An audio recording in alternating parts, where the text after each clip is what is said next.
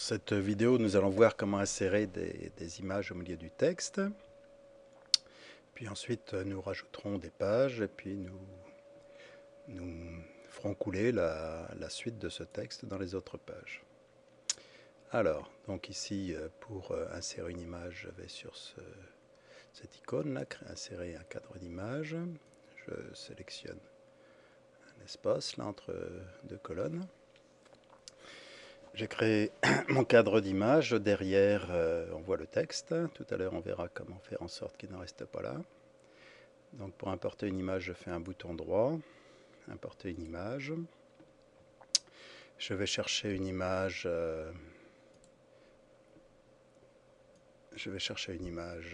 Voilà. Alors, comme d'habitude, l'image n'apparaît pas en entier. Donc, dans la fenêtre propriété, je vais cocher dans l'onglet image, mettre une image de dimension du cadre. Voilà. Donc je remets bien mon cadre. Alors maintenant il faut apparaître le texte qui est derrière là. Toujours dans les propriétés de l'image en forme. Et là je mets, l'habillage du cadre est désactivé, je mets utiliser la forme du cadre. C'est-à-dire qu'il va suivre les lignes rouges là. Donc voilà, le texte est en dessous. Alors il pourrait ce texte se couler autour de l'image. Donc par exemple, je vais créer une autre. Alors d'abord, j'ai quelque chose que je n'ai pas mis, c'est le nom, bateau. Bateau, voilà. Donc là, je vais créer une autre image, par exemple ici. Donc importer une image. Je vais chercher une image.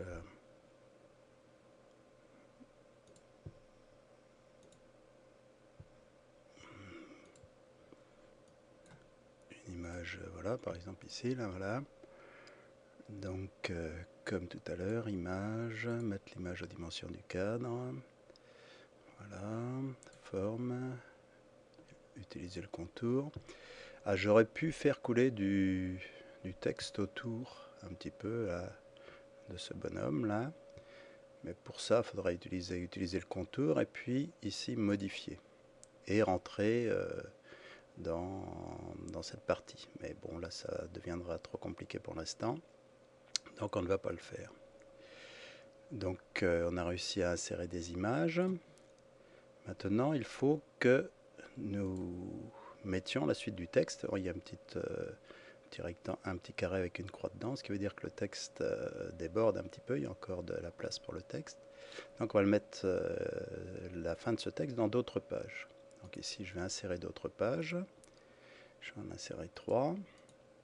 Ce qui me permettra ensuite d'imprimer mon journal sur un A3 plié. 3 pages, voilà, s'installe. Maintenant, il faut que je mette la suite du texte. Donc, dans chaque page, je dessine un cadre de texte sur toute la longueur en suivant les indications, là, les bordures. Voilà, 3 pages. Et maintenant, il faut que j'indique que ce texte, il doit se couler ici. Donc, je vais aller dans Objet et lier les cadres de texte. Je clique ensuite dans la page où je veux que le texte continue. Je recommence Objet, lier les cadres de texte. Je clique. Celui-ci est toujours sélectionné, ce cadre de texte. Objet, lier les cadres de texte. Je clique. Voilà. Donc tout mon texte devrait apparaître, mais bon, il va falloir que je refasse la manipulation que j'ai faite pour le premier texte. C'est-à-dire qu'il faut que je mette ça en 3 colonnes. Alors, toujours les propriétés, texte. Donc nombre de colonnes, je vais mettre 3. La gouttière, on va mettre 7 points par exemple. Je ne sais plus comment c'était sur la première page. Donc voilà. J'ai dit 3 et 7. Voilà. Même chose ici, je sélectionne 3 colonnes et 7 points.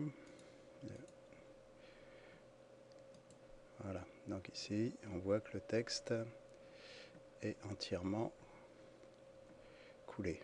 Alors maintenant, il faut que je refasse les titres, etc. Voilà.